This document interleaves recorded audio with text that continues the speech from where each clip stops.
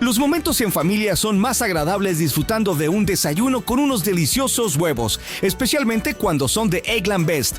Tienen un sabor deliciosamente fresco y la mejor nutrición, como 6 veces más vitamina D, 10 veces más vitamina E y el doble de omega 3 y B12 que los huevos regulares. Para nosotros, los huevos pueden ser cocinados de cualquier estilo, siempre y cuando sean los mejores. Eggland Best, mejor sabor, mejor nutrición, mejores huevos.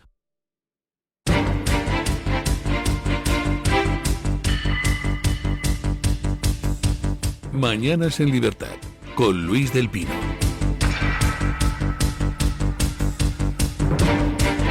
(7:34 minutos, 6:34 en las Islas Canarias). Buenos días, don Eric Gutiérrez. Muy buenos días, don Luis. ¿Usted tiene el corazón tan partido como yo con el concurso, con la gran final gastronómica de hoy? Pues he de decir que no. No. No diré a quién voy a votar, pero sí diré que estoy contento por cómo van las votaciones hasta el momento. Bueno, ¿quieren ustedes saber cómo van las votaciones? Bueno, pues lo miran en Twitter. Bueno, tienen que votar para poder ver cómo va la votación hasta el momento. Vamos con las noticias de las 7:30. Un tiroteo registrado ayer en una instalación de la Agencia de Inmigración y Control de Aduanas, ICE por sus siglas en inglés, en Dallas, dejó detenidos dos muertos y un herido. Según informó Fox News, el autor del ataque fue identificado como Joshua Jan, de 29 años, quien abrió fuego desde un edificio cercano y posteriormente se quitó la vida. De acuerdo con el reporte, Jan disparó contra 3 personas bajo custodia que viajaban en una camioneta de transporte sin distintivos oficiales, antes de ser hallado sin vida en la azotea de un edificio cercano con un rifle a su lado. El director del FBI, Kash Patel, compartió una imagen en X que mostraba municiones de rifle grabadas con un mensaje que ponía anti-ICE, lo que sugiere una motivación política detrás del ataque. Este incidente ocurrió a pocos kilómetros de Prairie, Texas, donde hace 2 meses otro ataque contra una instalación de ICE dejó a 16 personas acusadas por emboscar a un oficial de policía en respuesta a reportes de vandalismo. Bueno, pues lo que tuvimos ayer fue un ejemplo de hasta qué punto de desequilibrio mental está llegando la extrema izquierda americana. Ya saben ustedes que la extrema izquierda americana pues está echada al monte desde hace tiempo, alentada desde el Partido Demócrata, pero hemos vivido casos pues completamente delirantes, como por ejemplo la campaña que emprendieron contra Tesla, porque como odian a Elon Musk por apoyar a Donald Trump, pues entonces se dedicaban a quemar concesionarios de Tesla, coches de Tesla, cuando en realidad la mayor parte de los que han comprado coches Tesla en Estados Unidos pues son votantes del Partido Demócrata, por la cosa esta verde, ecológica, sostenible y demás. Pero es que esto de ayer del ataque contra un centro de detención de inmigrantes ya es la monda. Un radical de extrema izquierda abre fuego contra un centro de detención de inmigrantes en protesta por las detenciones de inmigrantes y mata a 2 inmigrantes. No mató a ningún policía, mató a 2 de los inmigrantes que estaban en el centro. Y dices, pero ¿hasta qué grado de delirio llega esta gente? Pues no lo sé, pero viendo cómo están de los nervios, cómo están en huida hacia adelante, cómo están pues con la pataleta terrible y cómo tienen armas a su disposición, pues me imagino que vamos a ver cosas absolutamente increíbles. Por lo pronto, pues esto, en fin, es algo extraordinariamente preocupante, que alguien esté tan pirado como para, en protesta contra los centros de inmigrantes, disparar a un centro de inmigrantes y matar a 2 inmigrantes, pues indica que son capaces de absolutamente todo.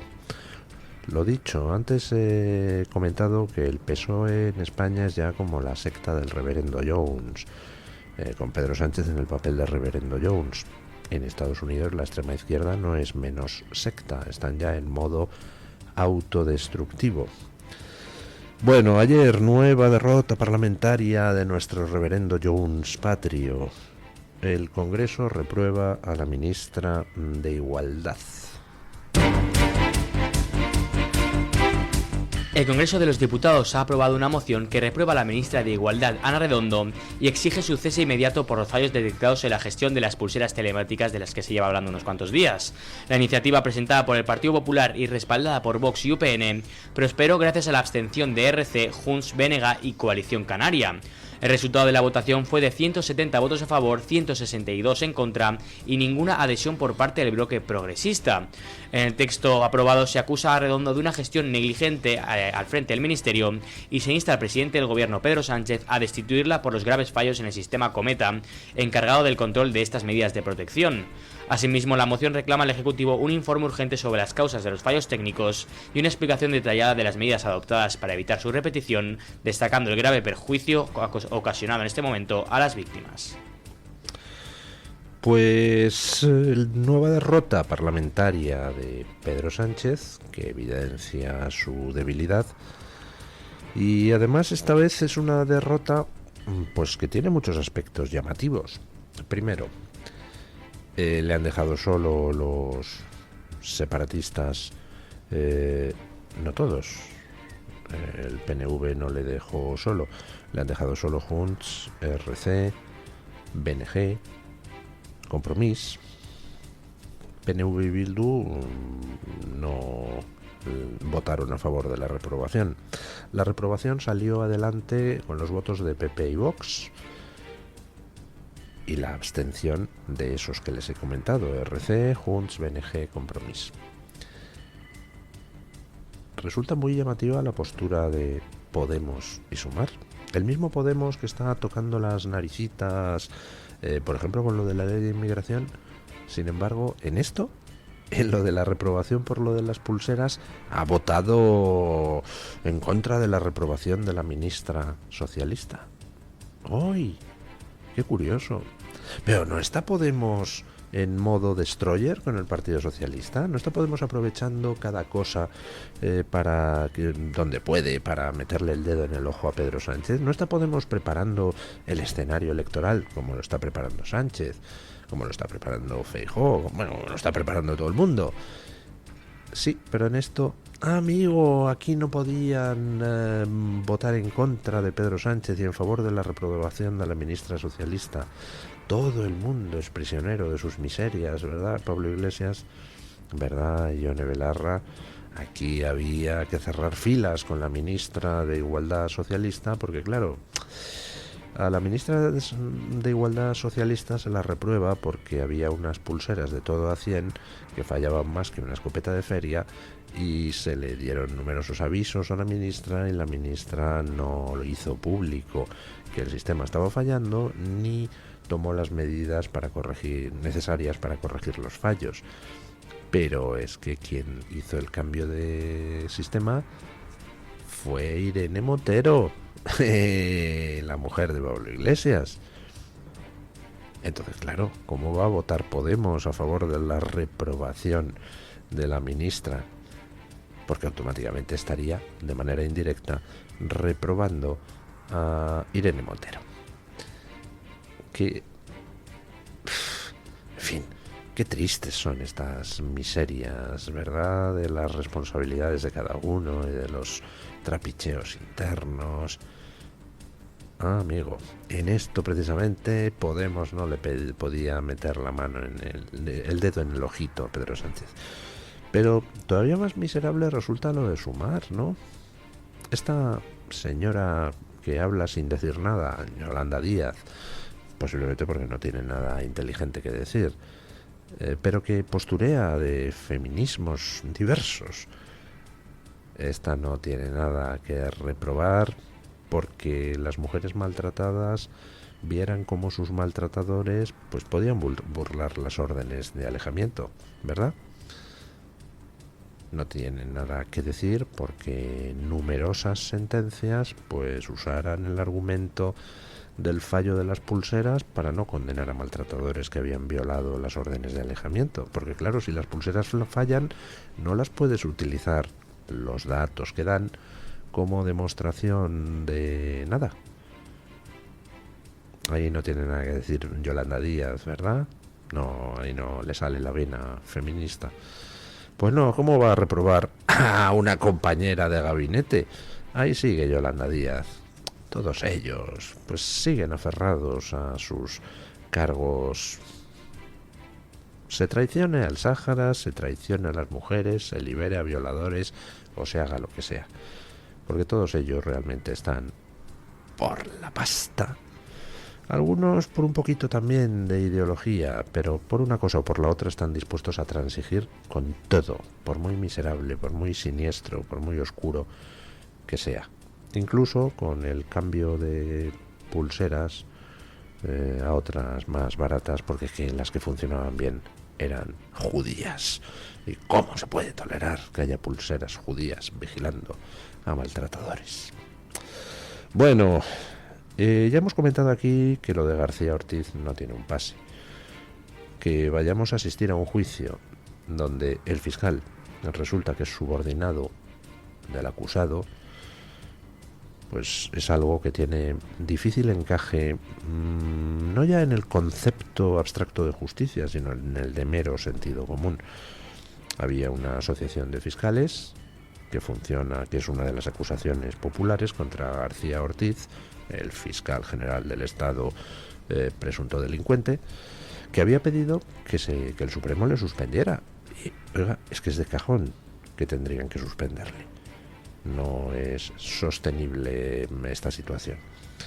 Inicialmente el Supremo pues dijo que no, pero ahora la asociación ha recurrido y el Supremo está estudiando otra vez el tema. No sé, segunda oportunidad para recuperar la dignidad. Escuchemos. El Tribunal Supremo ha admitido a trámite el recurso de la Asociación Profesional Independiente de Fiscales que pide la suspensión de Álvaro García Ortiz como fiscal general del Estado. El magistrado Ángel Hurtado, instructor del caso por el que García Ortiz será juzgado en noviembre, revisará ahora la decisión adoptada el pasado 9 de septiembre cuando se rechazó aplicar la medida cautelar solicitada. En su providencia, Hurtado ordena dar traslado del recurso al resto de partes, incluido al Ministerio Fiscal, que dispondrán de 5 días para presentar alegaciones y documentación. La PIF ya había intentado sin éxito en 2 ocasiones apartar a García Ortiz, aunque fuentes jurídicas señalan al debate que todas las medidas cautelares son recurribles. Bueno, pues ¿qué hará el Supremo? ¿Hará imperar la justicia? La justicia no es lo que dicen las leyes, ¿eh? La justicia es lo que dicta el sentido común. Ya sé que no se puede basar el derecho en el mero sentido común, porque a veces la gente, empezando por mí mismo, somos muy cuñados. Pero, hombre, en nuestro propio ordenamiento jurídico hay una figura que es la del fraude de ley, que precisamente lo que hace es anteponer el sentido común y la lógica elemental sobre la textualidad de las leyes. Si alguien utiliza una ley y la cumple literalmente para conseguir un fin ilícito, pues hombre, eso se llama fraude de ley. Y por tanto, ahí no se aplicaría literalmente la ley, porque está haciendo uso de esa literalidad el delincuente en beneficio propio. Ya sé que es una pendiente muy resbaladiza y demás, pero es que hay cosas que, hombre, repugnan al sentido común más elemental. ¿Cómo vas a celebrar un juicio en el que el fiscal depende jerárquicamente del acusado? Eso sería como celebrar un juicio contra, yo qué sé, pues una empresa de explosivos cuya negligencia ha causado 3 muertes, y entonces llevas como perito a un empleado del consejero delegado de la empresa que está siendo enjuiciado. A mí no. Podrás llevarle como testigo, lo podrá llamar la defensa, lo que sea, pero lo que no puedes es llevarle de perito, ¿verdad? Y tampoco podrías consentir que el fiscal del caso fuera el hermano del del consejero delegado que está siendo juzgado, ni que el juez comparta pues mesa todos los jueves en una tertulia con el que está siendo juzgado. No sé, son cosas elementales. No hace falta que lo pongan las leyes literalmente. Pues oiga, parece que lo de que el fiscal sea subordinado del señor que se sienta en el banquillo como acusado, pues no encaja muy bien en el concepto de lo que es un juicio justo, ¿no? No parece que sea un juicio justo para las acusaciones. que tienen derecho a que, hombre, pues el fiscal, el futuro del fiscal no dependa del acusado y por tanto el fiscal no se vea, en fin, coartado en su libertad para acusar o no. No sé, señores del Supremo, no han hecho ustedes últimamente un papel muy brillante. Por ejemplo, participando en la apertura del año judicial con un señor que va camino del banquillo. ¿Qué tal si recuperan ustedes un poquito de la dignidad y del prestigio ante la gente, aplicando el sentido común, que dice, no puede el fiscal de un caso ser subordinado del acusado? Y como tiene que haber un fiscal en el caso, pues solo hay una salida lógica.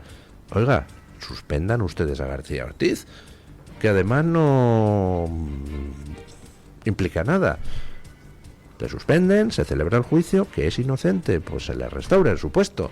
Que no es inocente, pues entonces ya evidentemente no podría ejercer su cargo. Bueno, está claro que si España se está convirtiendo en uno de los puntos de tránsito de droga hacia Europa, pues es porque, en fin, el narco se está infiltrando en todas partes. Desde que ha llegado Sánchez a la Moncloa y Marlaska al Ministerio del Interior, aquí hay una infiltración del narco cada vez más preocupante. Y los puntos de entrada de la droga, pues hombre, suelen ser los puertos, fundamentalmente. ¿Y cómo puedes tú meter droga en los puertos sin la complicidad de las fuerzas y cuerpos de seguridad? Pues muy difícil. Por eso están saliendo pues corruptos en las fuerzas y cuerpos de seguridad captados por los narcos. Pero eso no basta. Hoy hay una noticia, pero vamos, demoledora, impactante, inquietante en las provincias, donde se detalla todos los subgrupos de los 84 detenidos en la operación contra el tráfico de droga a través del puerto de Valencia. De verdad, léanla. Es francamente inquietante. Por supuesto, no pueden entrar las drogas en el puerto de Valencia sin la complicidad de estibadores. No puede distribuirse droga de ahí sin la complicidad de camioneros. Pero sobre todo, y lo más preocupante, no puede instalarse una red de narcotráfico en un puerto sin la complicidad de quienes controlan la contratación de personal en ese puerto. Bueno, escuchen. Una decena de agentes de la Policía Nacional registraron las oficinas del Centro Portuario de Empleo de Valencia en busca de documentos, correos y pruebas vinculadas a la macrooperación Spider, que es el mayor golpe policial contra el narcotráfico portuario en España. Durante varias horas los investigadores incautaron contratos, informes médicos y dispositivos electrónicos con la colaboración de 2 funcionarios de la Inspección de Trabajo que investigan presuntas irregularidades en la contratación de estibadores. Mientras tanto, los primeros detenidos, ya que 86 personas figuran como investigadas, ya han pasado a los calabozos de la Ciudad de la Justicia de Valencia. En grupos de 5 comparecen ante el juzgado de instrucción número 15, que les notificará los delitos atribuidos y la prórroga de su detención. La operación ha desarticulado una red con casi un centenar de arrestos, concretamente una decena de cabecillas con contactos internacionales, 17 traficantes nacionales, 13 portuarios que facilitaban el acceso a la droga, 12 representantes aduaneros y empresarios que daban cobertura legal, además de abogados, camioneros, rescatadores, responsables del puerto acusados de corrupción y 5 implicados en blanqueo de capitales. Bueno, se ha desarticulado una red que lo abarcaba todo. Abarcaba desde lo que era la llegada de la droga en contenedores gancho, que eran de gancho ciego, que son contenedores con mercancía normal, pero que en el puerto de origen alguien los abre e introduce de matute la droga. Es decir, el que está mandando la mercancía no sabe que en sus contenedores han metido eso. Esos contenedores llegan al puerto, en el puerto pues los que los reciben saben dónde están, entonces pues abren los contenedores con gente especializada, sacan la droga de ahí va a los camiones y se distribuye. Bueno, para que funcione toda esa maquinaria están en el ajo los estibadores, La gente de la Asociación de Estibadores, sindicalistas o asimilados. Los que se encargan del transporte en camión, los que se encargan de la seguridad, es decir, infiltrado en las fuerzas y cuerpos de seguridad del Estado, la gente que se encarga del blanqueo, la gente que se encarga de la contratación en el puerto. Eso es casi lo primero que tienes que corromper, a un tío en el Departamento de Recursos Humanos para así poder meter a tus golfos, a tus delincuentes en todo el circuito, por ejemplo, como estibadores. Dense cuenta de que es mucho más fácil infiltrar a uno en recursos humanos y a partir de ahí ir metiendo a tu gente que comprar a un montón de gente que ya está metida, porque eso te arriesgas a que se reviente toda la operación. ¿Cuántos organismos en España se han pervertido de la misma manera? Es decir, pervirtiendo primero los procedimientos de contratación. No sé, recuérdenme que se lo pregunté a Jessica. Y Sánchez sigue intentándolo por todos los medios. Ahora pretende que los médicos en toda España atiendan en todas las lenguas oficiales. Cooficiales. Esto es demencial.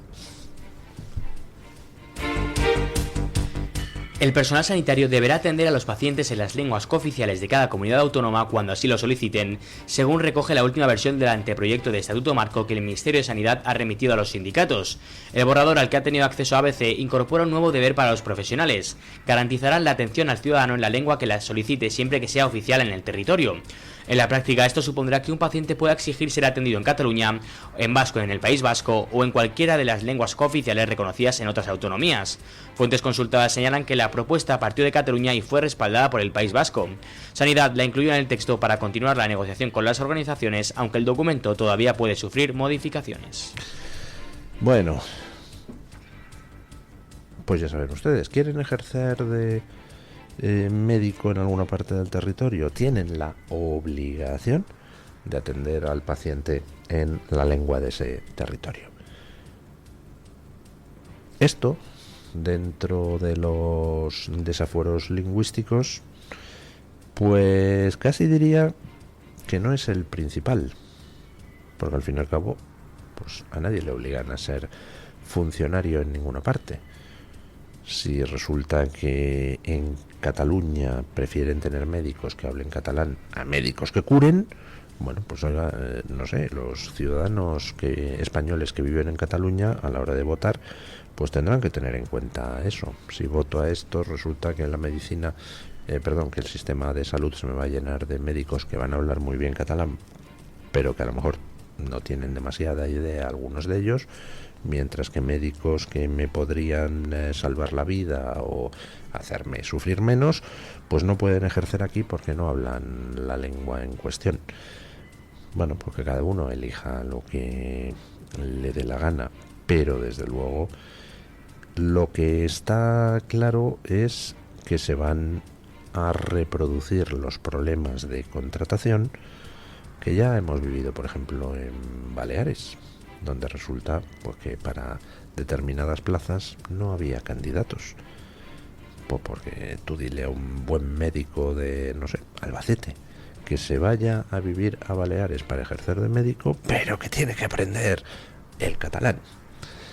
Pues bueno, a lo mejor el médico de Albacete está dispuesto si hay algún tipo de ventaja, pero si no hay ningún tipo de ventaja muy significativa, pues lo más probable es que diga, pues casi me quedo en Albacete, que oiga, pues no tendremos ensaimadas, pero tenemos unos atascaburras que no se los salta un camionero. Bueno, el caso, ahí sigue Pedro Sánchez, de nuevo atendiendo las reclamaciones lingüísticas de sus socios separatistas y esta vez pretende meterlas en el Estatuto Marco de los médicos. Bueno, vamos con doña Rebeca Crespo para que nos cuente qué trae hoy la Gaceta en portada. Buenos días, doña Rebeca. ¿Qué tal? Muy buenos días y feliz jueves para todos los oyentes de Mañanas en Libertad. Este jueves en Gaceta.es hablamos del 10º aniversario de la Agenda 2030, lo que hemos denominado la trampa geopolítica apoyada por PP y PSOE que está arruinando a Europa. Con motivo de que se cumplan esos 10 años desde que nació la Agenda 2030, hoy publicamos varios artículos dedicados a este asunto en Gaceta.es. También hablamos de internacional. Trump está exigiendo una investigación inmediata sobre lo que haya denominado el triple sabotaje que sufrió al asistir a la Asamblea de Naciones Unidas. Y seguimos pendientes de la persecución a los cristianos en el mundo. Los ataques contra cristianos se han disparado también en España. Un católico es agredido cada 2 días, fue agredido cada 2 días en el año 2024. Recomiendo como siempre las columnas de opinión y muchas otras cosas que llevamos en Gaceta.es.